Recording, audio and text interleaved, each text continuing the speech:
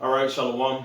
First and foremost, we want to give all praises, honor, and glory to Yahweh, Yahweh, Bahashem, Bahashem, Yahushai, Yahushai, Bahashem, Bahashem, Rakakodash, Rakakodash.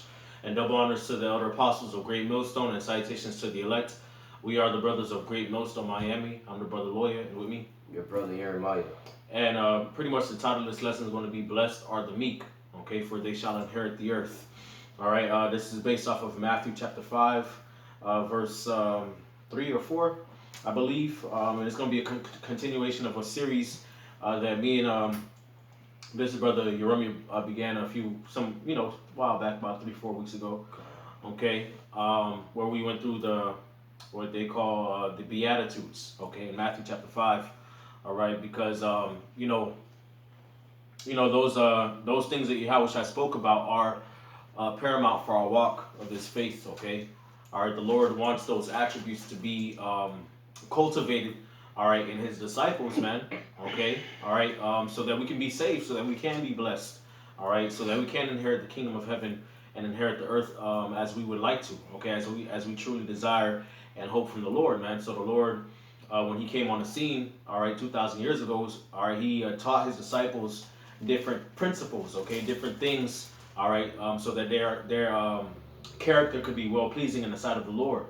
Okay, and so that they could be blessed in the future time. Okay, all right, which we're approaching those times. Okay, all right, we're at the end of the world.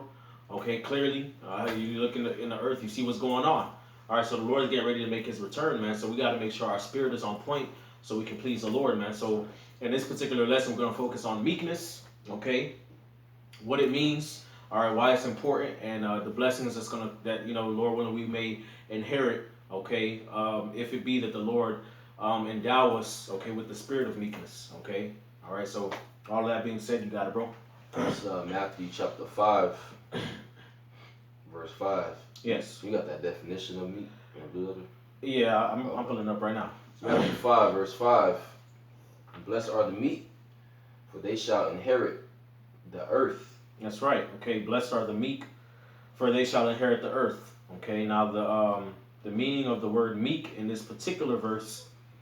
Okay, all right, it's from the Strong's Concordance. Strong's G 4239. Praus. Praus. Praos. Ayer's lexicon. Related entry. Praus. Praus. Praos or praas. Okay, all right, and it means mildness of disposition, gentleness of spirit, meekness. Okay, all right, and also the related entry basically means the same thing: gentle, mild, or meek. Okay, or humble. Okay, so the Lord requires us to be humble in His faith. All right, walk humbly before Yahweh Bashem Yahushai.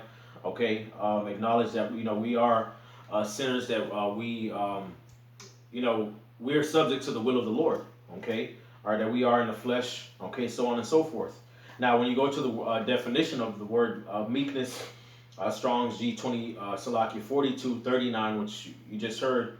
Okay, praus. It means meekness. Okay, mildness, disposition of spirit, gentleness of spirit. Okay, all right. It says meekness toward Yahweh or God is that disposition of spirit in which we accept His dealings with us as good, and therefore without disputing or resisting. Okay, so first attribute of somebody who is meek, according to this entry here, okay, is somebody who accepts the Lord's dealings with them as good. Okay, now that reminds me of Romans the 8th chapter. If you don't mind bringing that up real quick. All right, because basically at the root of meekness is trusting in the Lord. Okay, trusting in the Lord, trusting in His will. Okay, whatever good or evil or comes to you, you accept that the will of the Lord is just, man, and so you try your best through the Spirit to submit yourself to His will. Okay, by walking in the Spirit. Okay, and not taking matters into your own hands. Okay, and following after the flesh. Romans 8. This is Romans 8, verse 1. Mm-hmm. There is therefore now no... if Salaki, jump down to verse, what is that, 26, 27, 28? 26. All things work together for the good of them that love the Most High. Yeah, verse 28. Yeah. This is Romans chapter 8, verse 28. And we know that all things work together for good to them that love the Most High, to them who are the called according to His purpose. Right, okay, so we know all things work together for the good of them that love the Most High, and to them who are called according to His purpose. Okay, so that basically means when you find yourself in certain situations, okay, you try your best, okay, to first of all acknowledge that the Most High is working it out for your good, and also try not to take matters into your own hands and act carnally. Okay, now granted, there is a balance to that because if somebody is imposing themselves upon you, really trying to do physical harm to you, you have the so-called right to defend yourself. Okay, in certain situations. Okay, but one example would be like if you get pulled over by the cops. You know what I'm saying? Right. Scriptures tell you agree with thine adversary quickly. You know what I'm saying? You get into it, at work with your boss. You know what I'm saying? Your boss is getting on your nerves. You know what I'm saying? You rule your spirit. You know what I'm saying? You don't let your anger get the best of you. In certain situations. Right. You know what I'm saying? So again, that comes from trusting in the Lord, okay, and understanding that His will is just and good, all right, for our lives, okay. Now, going back to the definition, it says in the Old Testament, the meek are those who relying wholly on God rather than their own strength to defend against injustice, okay. So that's another point too, because again, I'll bring this out in First Corinthians, okay, all right, because no, not for Second Corinthians. Sorry, Second Corinthians chapter 10. Right, it says in verse 4, it says, "For the weapons of our warfare are not carnal, but mighty through Yahweh to the pulling down of strongholds." Okay, all right. So the weapons of our warfare are not carnal. We do not rely on our own strength, okay, to defend against injustices. Okay, in all situations, no. All right, you got a lot of our people who know they're Israelites. They want to march in the streets and riot and take it to court and uh, go back and forth with these politicians. You even got certain Israelites talking about taking up arms and guns and stuff like that. That's going off. Okay, because tell you the weapons of our warfare are not carnal, man. Blessed are the meek, for they shall inherit the earth, man. What you're supposed to be doing is seeking the Lord, man. Okay, repenting, facing the east, crying out to Yahweh Shem Shai, reforming our ways. Okay, all right, praying to the Lord to deliver us from the hand of our enemies, man. Okay, all right, putting on therefore as the elect bowels of mercy and kindness. All right, learning about these scriptures, learning about the prophecies, so on and so forth, man. So we may know how to please the Lord and find ourselves in His favor, so that He can deliver us, man. Okay, rather than take up guns and then go do run 1,000 miles and I'm saying, learn some Krav Maga, some shit, you know what I'm saying? That's bugged out. Vanity. Okay? That's vanity, man. Okay? All right? But again, the weapons of our warfare are not carnal. So we fight spiritually. We fight with prayers. We fight our fights, with prayers, fasting, reading the scriptures. What do the scriptures say on how to deal with this situation, that situation? You know what I'm saying? That's how you put on the whole armor of the Most High. Okay? All right? Now, again, sorry, going back to that definition. Just to end it off and bring out some more of these precepts. It says, thus meekness toward evil people means knowing Yahweh is permitting the injuries they inflict, and that He is using them to purify His elect, and that He will deliver His elect in His time. Okay, which it quotes Isaiah 41:17 and Luke 18:1-8, which I believe that Luke 18 is the parable of the importunate widow. Okay, if you don't mind pulling that up. Okay. So Luke 18. Mm-hmm. What verse? You can start at verse 1. This is Luke 18, verse 1. Yeah. And He spake a parable unto them to this end, that men ought always to pray and not to faint, saying, there was in a city a judge which feared not God, neither regarded man. And there was a widow in that city, and she came unto him, saying, avenge me of my adversary. And he would not for a while, but afterward he said within himself, though I fear not the Most High, nor regard man, yet because this widow troubleth me, I will avenge her, lest by her continual coming she weary me. And the Lord said, hear what the unjust judge saith. And shall not the Most High avenge His own elect, which cry day and night unto Him, though He bear long with them? I tell you that He will avenge them speedily. Nevertheless, when the Son of Man cometh, shall He find faith on the earth? Right. Okay. So there you go. All right. Part of being meek is crying to the Lord and waiting for Him to come and liberate us, man. Okay. Which the scriptures tell you the souls of the just complain continually. We're constantly under the bombardment and the buffeting of the spiritual demon Satan and his physical counterparts and minions on the earth doing wickedness, man. Okay, all right. But we see all this wickedness happening. Do we bug out and lose it and go on a rampage? No. Okay, all right. And it even goes down to our day-to-day lives, man. How we deal with brothers, how you deal with your family. Okay, how you deal in certain situations. Okay, try not to let your anger get the best of you. Okay, and then you end up acting carnally, man. Okay, all right. But rather praying to the Lord, crying to Yahweh Shem Shai. All right, what the scriptures tell you. All right, he shall avenge his elect speedily, man. Yep. Okay. All right, but when he comes out, he find faith on the earth. Okay. So you got any precepts you want to bring out, bro? Yes. Proverbs chapter 16, verse 32. He that is slow to anger is better than the mighty. He that ruleth the spirit than he that taketh the spirit. So we have to rule our spirit. Take the decision. Let me read again. Mm-hmm. This is Proverbs chapter 16, verse 32. He that is slow to anger is better than the mighty. He that ruleth the spirit than he that taketh a city. Mm-hmm. So, the scriptures talk about being angry, but sin not. Yes. But it's balance. The Most High, he deals with balance. You can't be angry all the time. Right. That could put a damper on your spirit. Mm-hmm. We have to be balanced. There you go. In being angry and what to be angry about. Mm-hmm. So we have to rule our spirit, man. And that's part of putting on meekness and the fruits of the spirit. Mm-hmm. This truth should make us better. That's right. God, better men, better individuals. That's right. Okay. Servants. That's right. Okay. All right, and it goes, also within the body too, man. Okay. You may feel a brother wronged you or crossed you in a certain way. Okay. You don't take matters into your own hands. Okay. You don't reward evil for evil, man. Okay. All right. If you're a brother in the camp, all right, or you rule over, if you oversee, I should say, the flock. Okay. You deal with brothers gently. Okay. Mildly. Okay. Because again, part of that definition of meekness is mildness and disposition of spirit, man.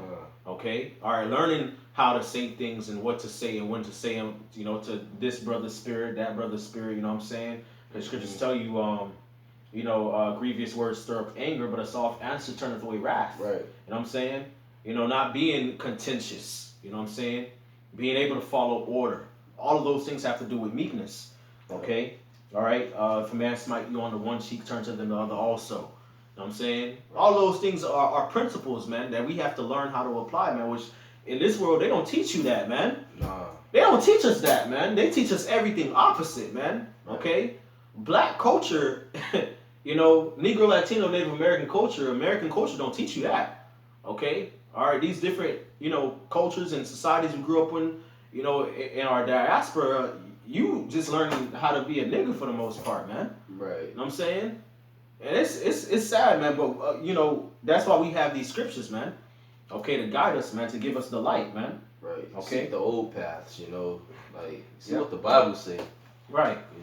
Because, black culture leads to death, which black culture, they proud. But, the Most High deals with the lowly. That's right. This is 1 Timothy chapter 6, verse 11. It says, "But thou, O man of God, flee these things and follow after righteousness, godliness, faith, love, patience, meekness.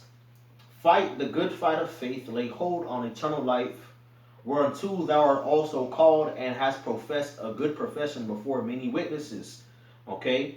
All right, so we got to be humble. We got to put on these attributes. It says, "O thou man of God," man, flee from these things, man. So, it's Salaki. I might have said follow, but it says flee from these things, which above is the love of money, pride and, strivings, surmisings, railings, things of that nature, okay? Right. The lack of contentment, greed, and all of that, filthy lucre, okay? So you're supposed to flee from those things and follow after righteousness, godliness, faith, love, patience, and meekness, okay? All right? Because, at the end of the day, when the Lord comes back, we can't expect that the Lord is just going to overlook these things, man. Okay? Just because we've been out there doing the work and prophesying, that's good. Okay, all right. Yeah, we've overcome different scoffers and battles, and people that got up, came up and got cut, a billion different ways to Sunday. Okay, all right. But nonetheless, man, the Lord told us, man. Okay, that we gotta put on as the elect. You know what I'm saying? You can't say Lord, Lord, but you don't do what he say, So That's right. you got something that you want to say, bro? Yeah. Well, I'm just going to bring out the scripture. Numbers chapter 12, verse 3. Now the man Moses was very meek above all the men which were upon the face of the earth. So the Most High was dealing with Moses, and Moses was very meek. He dealt with a lot of things, suffered wrongfully at times, Often. but Yahweh Hashem Yahushua was really dealing with Moses, man, and Aaron, but especially Moses. And it says right here that what? He had the attribute of being meek. And he's a great man, We're not better than Moses. Right. So we should come in that spirit of being meek as well, not being proud because, a couple precepts and breakdowns, That's right. This precept I want to bring out, but that's beautiful. You went into that, man, because the Lord in the scriptures it says the Most High resisteth the proud, right? But He giveth grace unto the lowly. Okay. One second. This is Psalm chapter 25 and verse 8. It says, "Good and upright is the Lord, therefore will He teach sinners in the way. The meek will He guide in judgment, and the meek will He teach His way." Okay? So the Most High deals with the meek. He teaches them wisdom, understanding, knowledge. He reveals unto them His secrets. Okay? All right? Because scriptures tell you that His secret is with the lowly. You know what I'm saying? Okay, He resisted the proud. So there you go, man. And the brother brought out the example of Moses, how he was very meek, okay, above all men that were upon the face of the earth, man. And look at the type of spirit and wisdom the Lord had on Moses, man.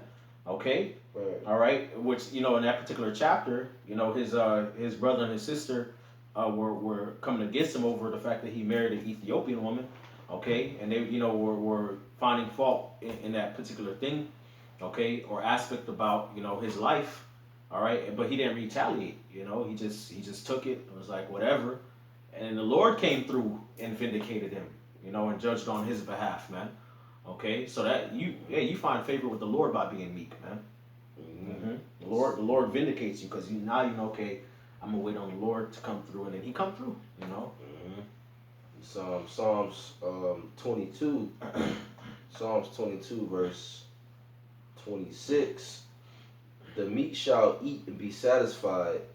They shall praise Yahweh that seek Him. Your heart shall live forever. So the meek shall spiritually eat in His word, and actually physically eat as well when the famine hit. Because those servants of the Lord, those prophets, they have obtained meekness within their spirit. And the Most High, He deals with the meek and lowly. So they spiritually eating right now. This word, this Bible, all right, and they're gonna physically eat during the famine. They're gonna be satisfied, man. And it says what? It says, they shall praise Yahweh that seek Him. We're gonna lift up praise to Yahweh B'Ashem Yahushai. Your heart shall live forever. That's it on that. But when you read about meekness, it's always a good thing, Right. In the scriptures. God, Most High, He blesses the meek. The scriptures tell you, Psalm 37 and 11, it says, "But the meek shall inherit the earth and shall delight themselves in the abundance of peace." Okay, so the Most High is going to allow the meek to rule the world, man. Okay, all right, because these are people that that trust in the Lord. They wait for Him. Yep. They believe in Him. They trying to make sure they walk in the Spirit and not offend. They think about others, which if you go into the definition, it goes into that. That's right. Thinking about the next man. All of those things. The Lord, He delights in those things, man. And so He's gonna bless those who follow after meekness. Okay, That's right. It says, the wicked plotteth against the just, and gnasheth upon him with his teeth. Okay, so being meek is part of being just. That's right. Okay, Yep. part of being holy, part of being upright before the Lord. Okay, and the wicked plotteth against the just, man, plotteth against the meek, the poor. Right. Okay, but this was the Lord, again, the Lord defends the meek, like we read. Okay, the Lord shall laugh at him, for he seeth that his day is coming. Okay, so there it says the wicked have drawn out the sword and have bent their bow to cast down the poor and needy and to slay such as are upright of upright conversation. Their sword shall enter into their own heart, and their bows shall be broken. Okay, so hey, look, hey, man, the enemy coming like a flood, man. If we follow after the wicked, the Most High gonna lift up, follow after the meekness, Salakia. Most High is gonna lift up a standard, man. Right. Okay, all right, because the wicked plotteth against the just, they plot against the meek and the poor. Okay, all right, but if we follow after meekness, all right, put on as the elect. Okay, again, like it says in Revelation, the 3rd chapter, in 10. Okay, 10 verses says, because thou hast kept the word of my patience. Okay, I will also keep thee from the hour of temptation. Okay, all right, so part of keeping the word of the Lord's patience is putting on meekness. Okay, cultivating that attribute. Okay, Right. all right, and then the Lord's gonna keep us, man. The Lord, hey, man, it's beautiful. Humility is a good trait to have, man. You know, meekness, gentleness of disposition, man. That's right. Okay, hey, the Lord called us as sheep, man, in the midst of wolves. Okay, so you know, in life we gotta put on that attribute, man. Can't be all rah and Right. you know, out of pocket and you know. We have to rule our spirit. You know, because if I may say, mm-hmm. the meek, they're not gonna be in the spirit of being carnal. Exactly. You know what I'm saying? Because carnality leads to death. Exactly. They're gonna wait upon the Lord. They're gonna pray. You know what I'm saying? And the Most High is willing to save somebody like that. Mm-hmm. He's going to. You know. That's right. Save the meek. You got something? No, I don't got none right now. It's Zephaniah chapter 2, verse 3. Seek ye the Lord Yahweh, all ye meek of the earth, which shall wrought his judgment. Seek righteousness, seek meekness. It may be ye shall be hid in the day of Yahweh's anger. So, yeah, you got it. God, it may be that you may be hid in the day of the Lord's anger, man. Because the Lord, when he come back, who he gonna come back? Like I tell you in Malachi chapter 4, right? Yep. Read it. Come on. So tell you the same thing in Isaiah 2nd chapter. You know, Isaiah 13, how you know the arrogant and the prideful, how the Lord's gonna destroy them. Malachi chapter 4, verse 1. For behold, the day cometh that shall burn as an oven, and all the proud, yea, and all that do wickedly shall be stubble, and the day that cometh shall burn them up, saith Yahweh of hosts, that it shall leave them neither root nor branch. There you go. All the proud, yea, all that do wickedly. Yeah. Okay, shall be as stubble, man. So the Lord's gonna come back. He gonna destroy the proud. Yep. You know what I'm saying? He gonna destroy those who have been being carnal. Okay, not seeking the Lord, not being meek. Okay, not pursuing humility. Okay, the Lord gonna kill people like that. Okay, with fire. You know, burn them alive. Real talk. You know what I'm saying? Right. So, hey, we want to escape that. So that means follow after meekness, like it says in Zephaniah, man. Mm-hmm. Okay. Which I'll go to Psalm 147 real quick. This is Psalm 147. This is Psalm 147, and I'll start at 1. It says, praise ye the Lord, sing unto the Lord a new song, and his praise in the congregation of saints. Let Israel rejoice in him that made him.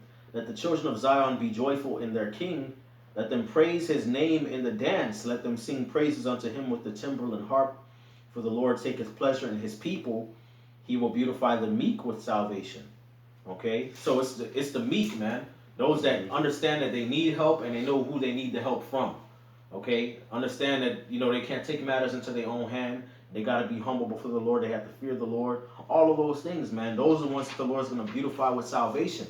Okay, and it's gonna be, hey man, you know, hey, the Lord's gonna keep saving us, man. By bringing us into this truth.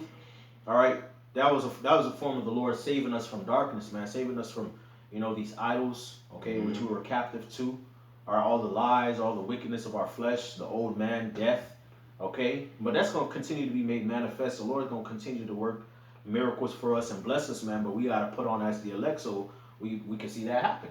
Sure. Okay, all right, and it's gonna be a beautiful thing, man. Okay, when the Lord exalts us and delivers us and saves us and comforts us. Okay, and I want to bring out Isaiah 29 real quick. Isaiah 29 and 19. Okay, it says, "The meek also shall increase their joy in the Lord, and the poor among men shall rejoice in the Holy One of Israel." Okay, so the meek shall increase their joy in the Lord, man. All right, the Most High is going to increase our joy, man. He's going to make sure that we marry and have abundance. Okay, He's going to keep us, man. All right, it says, "And the poor among men shall rejoice in the Holy One of Israel." Now Isaiah 65, 19, man, on down. That's right. You got something? This Sirach chapter 10, verse 14. "The Lord hath cast down the thrones of proud princes, and set up the meek in their stead. The Lord hath plucked up the roots of the proud nations, and planted the lowly in their place. The Lord overthrew countries of the heathen, and destroyed them to the foundation of the earth." So these heathen nations, they're proud, first and foremost. They're proud, especially Esau, Edom, the wicked ruler of today's time. They're proud. All right, but the Most High cast down these heathens, and the Most High is going to cast down who? Esau, Edom, and set up who? Jacob, the meek, the lowly, in their stead. Who's going to be the new rulers?